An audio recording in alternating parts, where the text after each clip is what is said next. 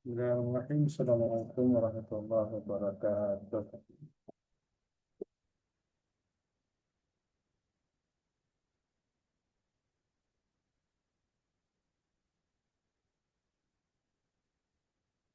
Hari ini pertemuan yang keempat daripada Black Management Operasional 12.3C.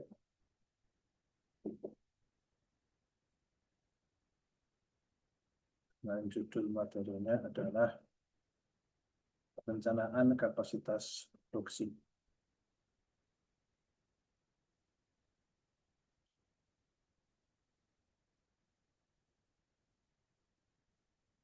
Perencanaan kapasitas produksi artinya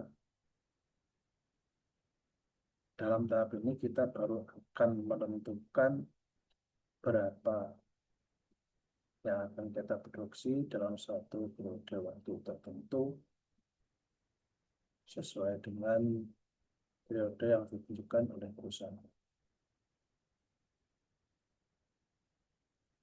Kapasitas itu sendiri berarti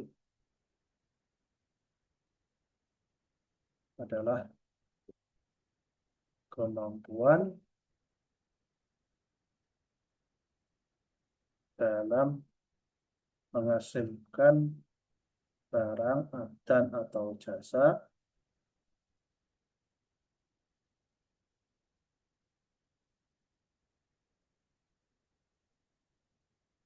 yang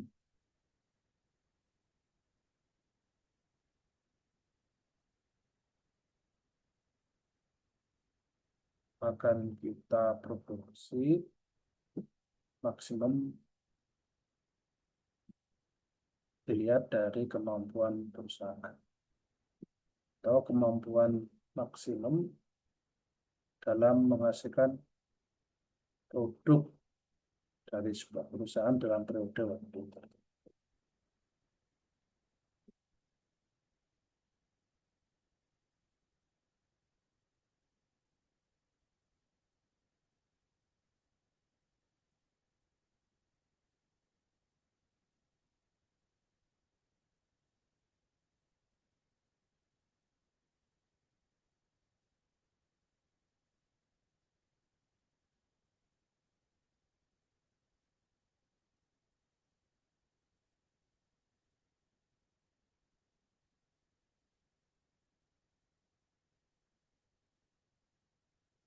Jadi perencanaan kapasitas ini pada prinsipnya melakukan kelanjutan dari perencanaan yang sebelumnya kita bahas pada pertemuan berikutnya, yaitu apa yang akan kita hasilkan dan kemudian kita eh,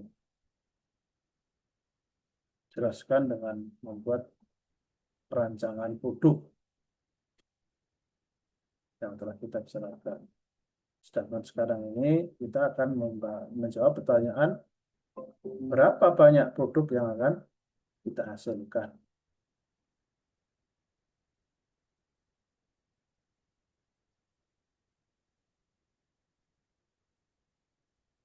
Pertama-tama, kalau dalam rangka membuat perencanaan ini nanti memang ada beberapa langkah yang harus kita lakukan dalam membuat atau menentukan kapasitas itu. Lalu dalam proses perencanaan kapasitas ada 4 langkah. Pertama yang kita jelaskan ini adalah nanti akan kita jelaskan rinci memperkirakan permintaan di masa depan. Kemudian menjabarkan perkiraan permintaan dalam kebutuhan kapasitas fisik. Kemudian menyusun pilihan rencana kapasitas yang berhubungan dengan kebutuhan tersebut. Kemudian meninjau risiko dan pengaruh strategi pada pilihan rencana yang kita tentukan tadi dengan nomor 3 ini, dan kemudian memutuskan rencana pelaksanaan. Seperti kita ketahui bahwa pada intinya pembuatan perencanaan itu juga adalah proses pengambilan keputusan. Kalau kita lihat dari 4 langkah ini, intinya adalah proses pengambilan keputusan. Itu proses pengambilan keputusan mengenai apa yang akan kita lakukan di masa yang akan datang. Itu namanya perencanaan. Sehingga karena pengambilan keputusan pasti akan melibatkan proses melakukan penilaian dan memilih. Ini sehingga karena banyak pilihan-pilihan nanti dari rencana kapasitas itu, maka kita akan menentukan mana yang akan kita gunakan atau kita aplikasikan. Nah, kita sekarang mulai dari memperkirakan permintaan di masa depan. Perkiraan permintaan ini bisa menggunakan pendekatan kualitatif atau kualitatif.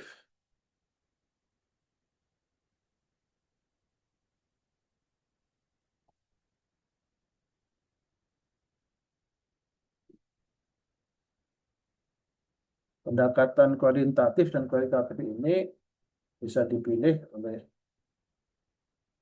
para manajer atau pimpinan perusahaan dalam rangka membuat peramalan permintaan produk, barang dan atau jasa di masa yang akan datang. Hasil peramalan permintaan akan menjadikan dasar nanti untuk penentuan lebih lanjut, langkah lebih lanjut dalam menentukan kapasitas. Walaupun tidak semua mungkin hasil peramalan permintaan ini nanti kalau kita sudah temukan akan menjadi langsung menjadi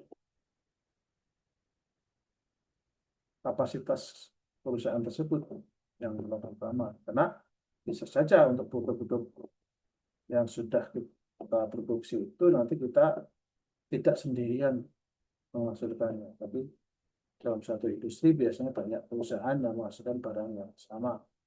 Ya kadang-kadang kita harus berbagi pangsa pasar ini loh dalam masalah. Ya, kalaulah contohnya makanya kita memiliki hasil peramalan permintaan itu untuk tahun depan namanya itu 10.000 unit dalam 1 tahun, bukan berarti kapasitas itu akan 10.000 unit. Nah, tergantung dari kemampuan kita, baik dari sisi penguasaan pasar tadi atau kemampuan internal kita sendiri. Dalam persaingan, biasa kita akan berebut pasar, kita dapat bagian berapa nanti dalam perbuatan sesuai dengan kemampuan kita. Kalau kita dapat 10% dan kita mampu menghasilkan 10% dari sisi kapasitas internal kita, kemampuan internal kita, maka kita bisa ya, memilih hanya 10% dari 10.000 adalah 1.000 unit. Seperti itu. Nah, karena perlawanan permintaan ini nanti membutuhkan teknik-teknik dan teknik-teknik ini berhubungan dengan mata kuliah yang lain. Ini ada rata-rata bergerak untuk analisis statistik ya, yang kualitatif, analisis tren, regresi korelasi, dan model ekonometri. Kemudian survei pasar juga bisa menggunakan analisis kuantitatif.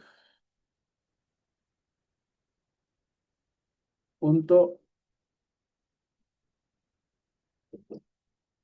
analisis historis, nomor 6, 7, 8 ini pendapat eksekutif dan Delphi ini dilakukan biasanya dalam bentuk kualitatif. Masa historis itu ya saudara bisa menganalisis berdasarkan pengalaman di masa lalu mengenai bagaimana perkembangan dari kapasitas produk saudara, kapasitas produksi saudara atau perusahaan tersebut dari waktu ke waktu, atau perkembangan permintaan itu dari waktu ke waktu.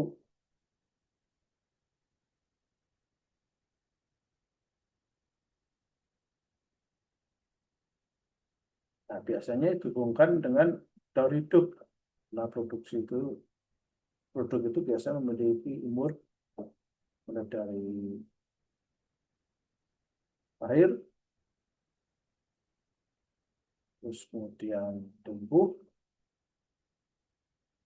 dewasa, dan nanti mati atau decline kalau bahasa.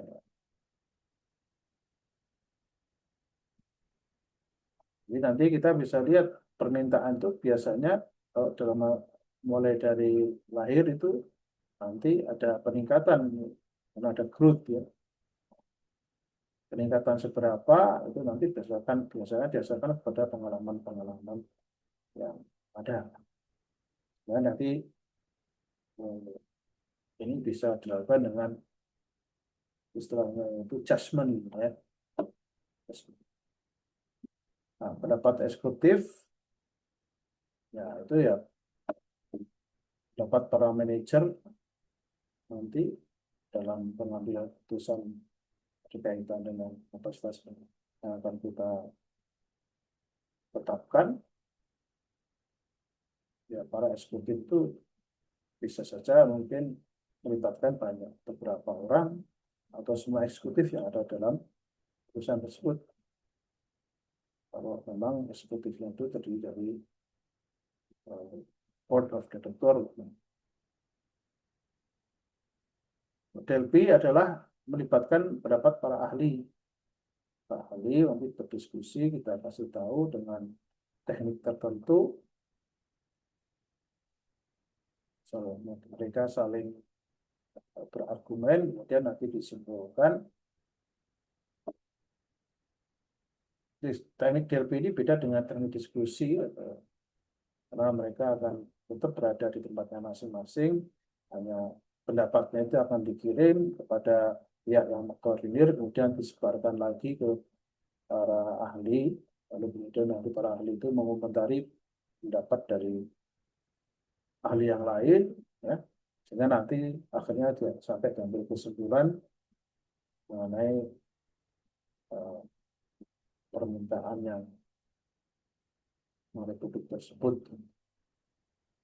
Nah ini ya Nah kita akan lihat di sini berbagai macam teknik ini, karena ini biasanya berkaitan dengan yang kualitatif, berkaitan dengan perhitungan-perhitungan, ya saudara nanti pasti akan melihat uh, dari mata kuliah yang lain yang membahas mengenai teknik-teknik tersebut, seperti rata-rata bergeraknya dari statistik, di strength juga dibahas di statistik, nanti regresi korelasi juga dibahas di statistik atau di metode penelitian. Model ekonometri sebenarnya adalah sama dengan statistik, tapi khusus untuk ekonometri ya. Ini juga ini terkait dengan konsep-konsep regresi yang diterapkan dalam ekonometri. Jadi teknik-teknik kuantitatif ini tentu saja kalau sudah mau memahami ya harus memahami mata-mata yang saya sebutkan tadi. Ini saya kasih beberapa ringkasan contoh-contoh dari teknik-teknik yang ada ini. Pada intinya, nanti sudah bisa pelajari, kalau ada persoalan yang berkaitan dengan teknis, ya silahkan nanti bisa bertanya di luar pertemuan ini. Nah ini memang video ini nanti akan dikirimkan ke saudara untuk didengarkan dan dilihat, kemudian dibuat review atau resumenya.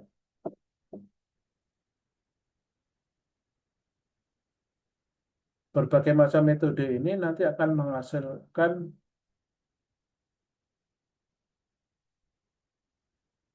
hasil hitungan yang berbeda-beda kalau datanya sama. Lalu kenapa kita menggunakan dua macam metode ini. Apa tidak membingungkan kalau datanya itu sama tapi hasilnya hasil hasil perhitungannya berbeda-beda. Memang ciri khas ini dari metode-metode yang sifatnya kualitatif yang statistik ya. Memang beda metode ya beda hasil. Nah, oleh karena itu statistik yang kita gunakan di sini harus pinter-pinternya kita menerapkan dalam situasi kondisi yang eh, diasumsikan itu cocok dengan rumus yang ada. Contohnya untuk yang sifatnya rata-rata biasanya itu digunakan untuk data-data yang pergerakannya itu hampir sama data itu dari waktu ke waktu. Karena ramalan ini sifatnya hubungannya dengan periode waktu ya, datanya pasti time series. Data rutut waktu. Nah, kalau perubahan dari waktu ke waktunya itu tidak terlalu besar atau sekitar ya data itu sendiri naik turunnya nggak terlalu drastis, nah, maka bisa digunakan metode rata-rata.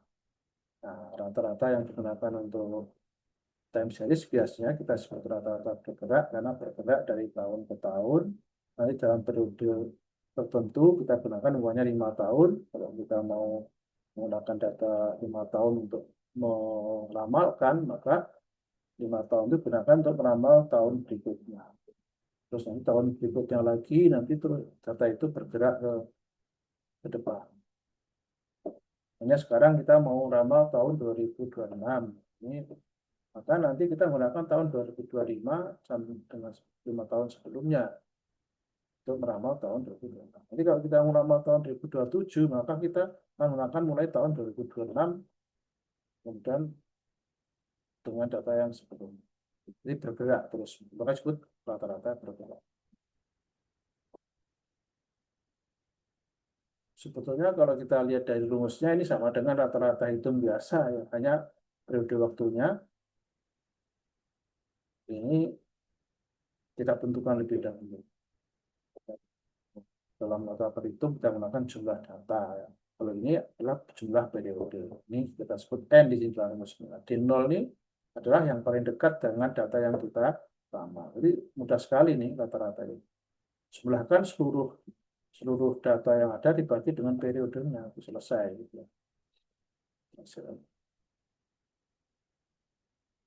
Ini yang paling sederhana. Seperti ini contoh-contohnya. Kita lihat data ini kan bergerak sedikit, naik turun sedikit-sedikit, naik lagi, turun lagi, balik lagi gitu ya.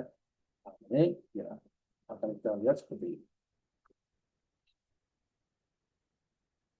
Maka hasilnya juga nggak jauh beda dari yang ada di sini. Nah, ini adalah rumus yang kita menggunakan bobot. Nah, ini adalah bobot. Nah, bobot itu bobot tahun itu periode yang terkini dengan periode yang sebelumnya akan berbeda. Jadi peranan data itu berbeda-beda dari tahun ke tahun. Anggapannya tahun yang terdekat itu akan mempengaruhi lebih besar dibandingkan tahun yang sebelumnya. Sehingga nanti bobotnya akan semakin kecil, semakin ke belakang. Nah, bobot ini nanti berapa yang menentukan eh, berapa bobotnya ini adalah yang menentukan adalah ya manajer itu sendiri atau pimpinan perusahaan itu sendiri nanti berdasarkan pengalaman dalam rangka dia mengelola perusahaan itu dapat kira-kira jika dia melakukan ramalan sebelumnya mungkin tahu hanya tahun depan dengan tahun sebelumnya itu kira-kira kisarannya berapa sumbangannya. Nah, ini biasanya 0 sampai 1 ya. Kalau angka 0 berarti ya tahun itu tidak berperanan ya. Jadi kalau angka 1 berarti tahun yang bersangkutan sama dengan tahun yang diramal gitu ya. Kira-kira seperti itu. Nah, nanti kalau kita menggunakan periode waktu yang berbeda-beda, otomatis semakin ke belakang itu akan semakin kurang dengan rumus seperti ini nanti. Ya. Nah, nanti tinggal terapkan aja, dimasukkan A-nya berapa, akan ketemu hasilnya. Nah, karena ini waktu kita terbatas, kita nggak bisa sampai melakukan perhitungan pada detail, nanti bisa dibaca di buku. Nah, tren garis lurus ini seperti saudara menggunakan matematika ekonomi juga dibahas pasti mengenai bagaimana tren garis lurus juga seperti ini. Nah, rumusnya ini yang diramal, lalu nanti X ini waktu. Jadi ini juga ini meramal berdasarkan waktu juga, tapi dengan menggunakan regresi sebetulnya ya. Ini bentuknya regresi juga, tapi karena diregresikan dengan waktu, kita sebut time set. Tren, analisisnya tren. Kalau yang dihubungkan dengan variabel yang lain selain waktu, kita sebut sebagai regresi. Gitu. Seringkali begitu. Nah, ini X ini nanti akan menunjukkan waktu yang diramal. Nah, ini contoh rumus. Pak, ini belum mulai ya Pak, berbagi layarnya. Hah? Ini belum mulai ya berbagi layarnya Pak. Sudah. Soalnya hitam Pak. Mas, Soalnya hitam. masa? Iya Pak, benar Pak, hitam Pak.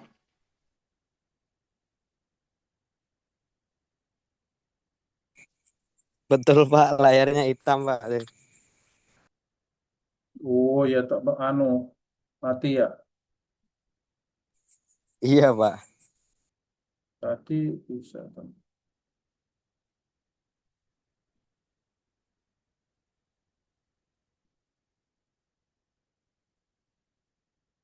Bahasa ulangi lagi ya.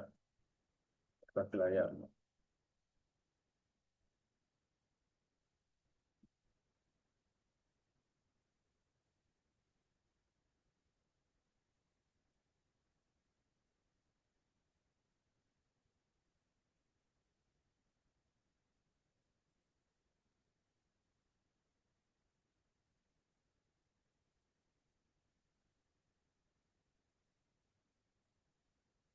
Tak mau ya.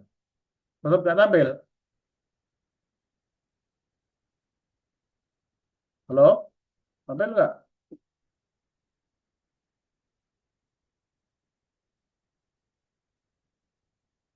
Udah kelihatan Pak, di saya sih udah kelihatan Pak. Kalau yang lain nggak Udah tahu Pak, gimana. udah ada Pak. Aman Pak. Tidak Alhamdulillah muncul Pak, Pak. udah aman Pak. Kelihatan? Kelihatan Pak. Oke, kita teruskan ya. Nanti bisa lihat Aman oh Pak. ya, ini juga ini karena nggak bisa jelaskan detail, hanya ini sudah ada datanya. Ini memang ini juga belum dirapikan. Nanti kalau udah karena ini kita waktu kita terbatas, kita lanjutkan ke kalau tren garis lengkung ini bedanya hanya rumusnya aja kuadrat karena nanti arah perkembangannya itu bukan hanya naik atau turun, tapi naik turun. Nanti kalau tren garis lurus itu naik terus menerus nggak pernah turun ya, atau turun terus nggak pernah naik. Tapi kalau pergerakan datanya itu naik turun, nah ini kita bisa menggunakan tren garis lengkung ini ya. Ini rumusnya biasanya pakai kuadrat begini kalau lengkungannya hanya satu. Nah, kalau lengkungannya sampai dua, semuanya kayak gelombang gitu ya, naik turun gitu ya. Nah, itu biasanya nanti kuadrat ini akan nambah apa namanya bisa pangkat 3, pangkat 4 dan seterusnya. Nah, caranya ini mirip-mirip saja cara perhitungannya nanti ya, mirip aja kayak terus. Nomor yang berikutnya nanti untuk mengecek apakah sebuah sebuah hasil ramalan itu nanti betul atau salah, bukan betul salah dalam artian betul salah dalam artian anu ya tegas ya, maksudnya kan ramalan itu juga namanya ramalan ya. Nggak mungkin ramalan itu sama persis dengan kenyataan pada waktunya, namanya juga ramalan atau perkiraan. Apalagi ini perkiraan berdasarkan data. Kita bukan Tuhan yang bisa tahu pasti apa yang akan terjadi di masa yang akan datang. Nah, karena ini berdasarkan ilmu pengetahuan, maka ramalan itu bukan kaitannya dengan sebab akibat ya. Data itu menjadi sebab, lalu kemudian kita bisa meramalkan pergerakan datanya itu di masa yang datang seperti apa. Nah, untuk mengukur apakah metode yang kita gunakan sudah tepat atau tidak, biasanya kita menggunakan ada beberapa cara ya. Selain penyimpangan, nanti ada deviasi standar, persimpangan baku, bisa juga kita menggunakan korelasi. Nah, kalau korelasi itu biasanya kalau data hasil ramalan itu dari waktu ke waktu itu nanti berkorelasi dengan kenyataan data yang hasil data yang sebenarnya. Kan setelah kita ramal namanya tahun 26 nanti kan kita meramalkan namanya 10.000 permintaannya. Ternyata kenyataannya itu permintaannya menjadi 10.100 atau menjadi 11.000 gitu ya. Nah, itu artinya sebetulnya kan kita pasti tidak tepat bukan ya. Nah, tapi yang namanya hasil ramalan itu nggak mungkin sama dengan kenyataan, Pak. Ya. Oleh karena itu, benar dan salahnya ramalan bukan karena berbedanya antara ramalan itu dengan kenyataan, tapi berapa selisihnya itu. Nah, makanya kita menggunakan nanti deviasi standar, ya. Selisih yang kita apa namanya toleransi berapa? Namanya 5%, 10%. Kalau 10% berarti kalau hasilnya 11.000 mungkin masih sebut baik gitu ya. Tapi kalau 5% berarti penyimpangannya 5%, berarti 11.000 itu mungkin sudah tidak sesuai dengan yang kita inginkan. Nah, kalau kita menggunakan korelasi, kalau hasil korelasi itu nanti besar, namanya mendekati 1 atau 0,9, mulai 0,6 sampai 0,9, biasanya itu disebut sebagai kuat korelasinya ya. Nah, kalau korelasinya kuat itu berarti hasil ramalannya itu sudah bagus gitu. Ramalan yang tidak. Nah, itu nanti saudara akan belajar dari statistik nanti ini deviasi standarnya, ini korelasinya. Ya, dan kita masuk sekarang ke langkah yang berikutnya. Setelah hasil ramalan itu kita peroleh, nah itu kita harus apakan? Ini menjabarkan perkiraan permintaan menjadi kapasitas real. Kapasitas fisik maksudnya nanti kan kita akan produksi kalau itu barang atau jasa yang ini kita hasilkan melalui operasional kita nanti. Biasanya kalau jasa itu yang situ kapasitas adalah jumlah yang dilayani ya, berapa yang dilayani. Ya. Jadi kalau produk berapa yang dihasilkan, bukan berapa yang dilayani, karena yang dihasilkan itu biasanya satu orang itu membeli lebih dari satu produk. Tapi kalau untuk jasa pelayanan biasanya satu konsumen itu satu kali pelayanan. Nah, perkiraan permintaan menjadi kapasitas fisik itu apa ya? Hasil permintaan tadi itu, makanya tadi kita ngambil 10.000 makanya permintaannya namanya per tahun. Maka apakah 10.000 itu akan kita jadikan kapasitas fisik kita? Nah, itu belum tentu. Realnya mungkin hanya 5.000 atau 2.500 yang bisa kita jadikan kapasitas benar itu. Yang akan kita produksi. Kenapa? Karena pangsa pasar kita memang nggak bisa menjangkau sampai 10.000, menjual 10.000 barang itu. Kenapa? Karena ada perusahaan lain yang menjual barang yang sama dengan kita, ya kita berebut pasar gitu. Nah, itu yang pertama itu. Yang kedua, mungkin bisa saja kita oke karena tidak ada perusahaan yang lain, kita hanya satu-satunya barang yang kita produksi itu hanya satu-satunya kita yang hasilkan. Kita sebut monopoli lah gitu ngomong. Nah, ini mungkin produk yang benar baru hasil rekayasa penemuan teknologi baru gitu ya atau ciptaan baru sehingga hak patennya kita miliki sehingga orang lain tidak bisa memproduksi selain kita. Tapi kan kita punya kemampuan juga. Apakah kita mampu menghasilkan 10.000? Teknologi kita, karyawan kita, modal kita dan sebagainya. Nah, itu banyak pertimbangan yang perlu dilakukan untuk menentukan apakah permintaan itu menjadi kapasitas fisik real atau tidak. Ya, itu yang penting. Nah, ini Jadi ini yang kita bicarakan itu ada dua hal yang perlu dipertimbangkan. Sehingga akhirnya mungkin nanti dari 10.000 itu oke, kita produksi sekian, ya 5.000 atau 2.500 gitu. Berdasarkan pertimbangan. Kemudian yang berikutnya, waktunya sudah habis nih ya, menyusun pilihan rencana kapasitas yang berhubungan dengan kebutuhan tersebut. Pak. Kalau kita sudah tentukan namanya 5.000 atau ada di pertimbangan tadi, apa yang harus kita lakukan? Nah, ya kita akan wujudkan itu kapasitas itu.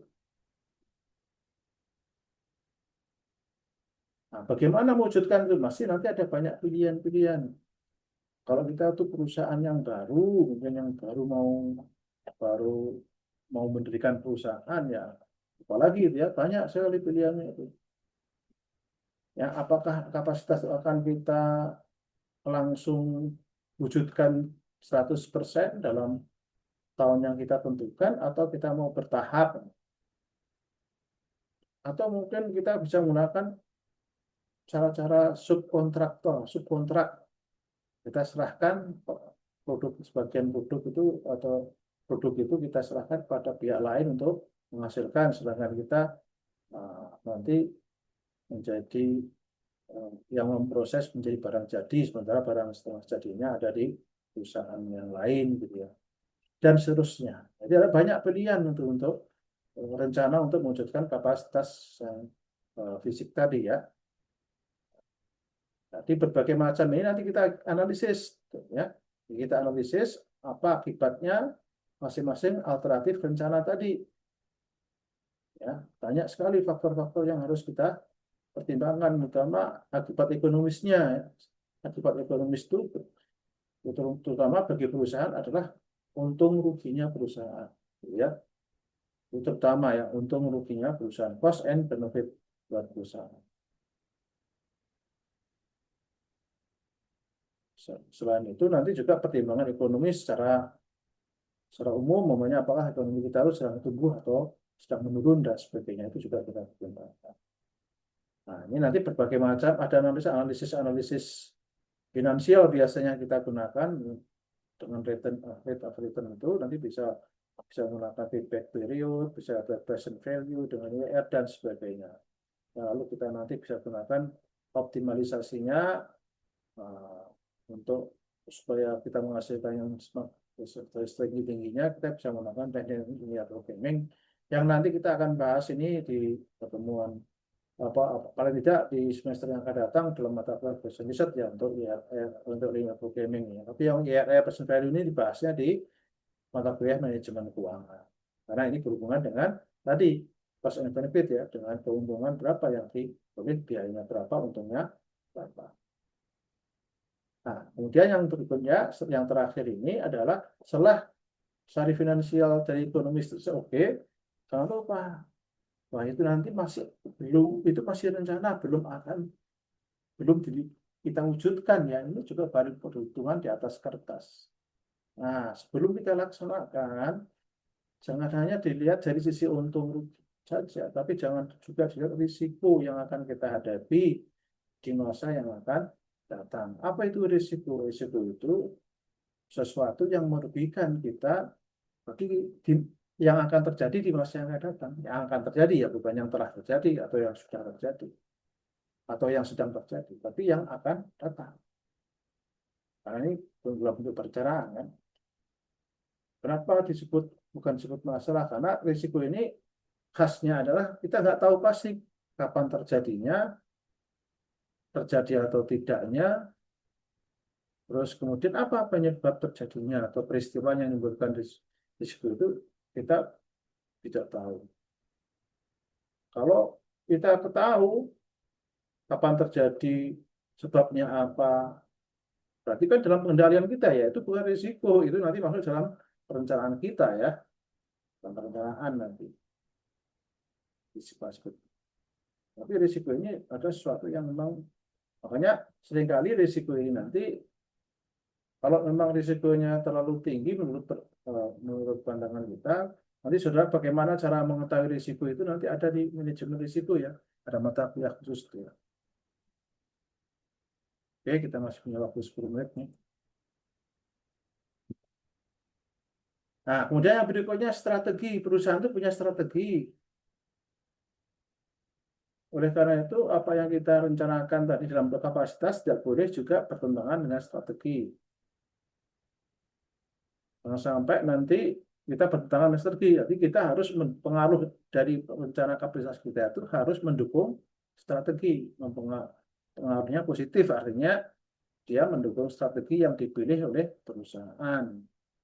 Karena strategi itu lebih penting, karena strategi itu adalah kepentingan seluruh perusahaan. Nanti dari strategi seluruh perusahaan itu kita jabarkan dalam strategi operasional, manajemen operasional, umumnya salah satunya yang berhubungan dengan kapasitas itu. Jadi jangan dibalik, jangan strategi mengikutin kita, nggak bisa begitu. Strategi dulu, baru ikut. Makanya kita nggak boleh membuat rencana ya membuat kapasitas ini yang bertentangan dengan strategi yang telah ditetapkan oleh perusahaan. Nah, kemudian barulah kita melaksanakannya. Nah, kalau melaksanakannya nanti hubungannya adalah memutuskan rencana pelaksanaan itu dalam rangka mempersiapkan atau mengorganisir sumber daya yang ada. Karena rencana tanpa tanpa persiapan, tanpa sumber daya ya sama dengan apa namanya macan ompong ya. Ya, kita kelihatannya menakutkan, tapi karena nggak bisa dikit ya sudah, nggak ada gunanya. Nah, karena itu jangan lupa ini. Kemudian yang kedua dikaitkan nanti juga dengan bagian-bagian fungsional yang lain. Kalau kita menentukan pasal sekian nanti, apakah bagian pemasaran, bagian SDM, bagian engineering atau bagian keuangannya juga bisa mendukung kita dengan baik. Karena itu sering kait-mengkait nanti ya. Kita butuh modal yang menyiapkan bagian keuangan, kita butuh SDM yang menyiapkan bagian SDM. Ya. Kita butuh mesin-mesin yang bagian engineering nanti ya, dan sebagainya. Jadi, bisa kita berdiri sendiri. Artinya kita butuh dukungan dan kerjasama dengan berbagai bidang yang lain. Sinilah justru nanti menjadi kunci keberhasilan kita. Nah, setelah ada perencanaan selesai ini, perencanaan disetujui, dilaksanakan, jangan lupa nanti ada juga perencanaan kapasitas yang lebih pendek, namanya rencana agregat. Nanti rencana agregat kita bahas di pertemuan berikutnya. Nah, kita habis. Nah, silakan kalau ada pertanyaan. Jangan lupa nanti membuat resume juga ya. Nah, tugas resume.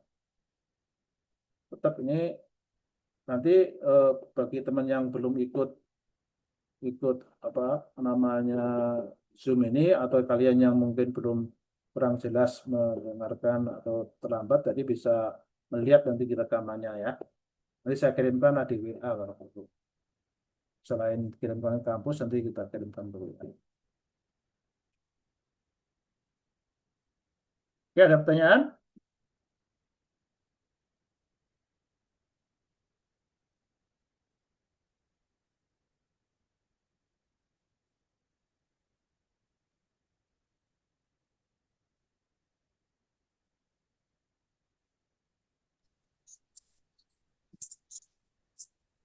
Silakan kalau ada yang bertanya. Bukan hanya mata kuliah, kalau ada hal-hal yang perlu disampaikan mungkin.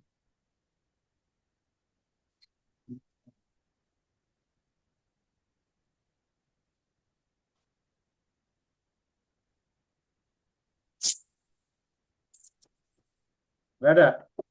Ya, kita tutup sekian dulu. Alhamdulillahirrahmanirrahim. Assalamualaikum warahmatullahi wabarakatuh. Waalaikumsalam. Waalaikumsalam warahmatullahi wabarakatuh. Waalaikumsalam warahmatullahi wabarakatuh. Warahmatullahi wabarakatuh. Ini hampir semuanya ya ikut ya. Oke, nggak apa-apa. Oke, sekaligus Alhamdulillah, Pak. kita sudah selesai. Nah, nanti ini kemarin kenapa saya Zoom karena saya belum sempat, saya nyari video saya yang lama nggak ketemu ya. Tapi ya mungkin kalau yang pertemuan berikutnya nanti nggak usah ikut karena memang dari sisi kampus juga nggak diminta untuk Zoom, tapi ini ide saya sendiri. Nanti tetap ya video ini nanti bisa saya kirim ke kampus, nanti saudara juga bisa melihat di YouTube kampus mungkin ya, atau nanti saya kirim ke WA. Oke, kita akhiri ya. Baik, Pak.